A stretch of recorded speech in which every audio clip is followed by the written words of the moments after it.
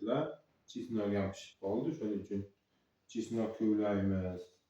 Motoblokda chesnok ko'vlaymiz deganlarga narsamizni tayyorladik. Mana 100% rossiyskiy grelingdan bo'ldi. Hop, oldiga risol qo'ydik. Risol almashadigan 4 ta bolt bilan qo'ydik. Almashadigan bo'ldi. Buni svarka qilib qo'ysak almashmasdi. Buni yechib almashtirilaveradi. 100% rossiyskiy greling bo'ldi.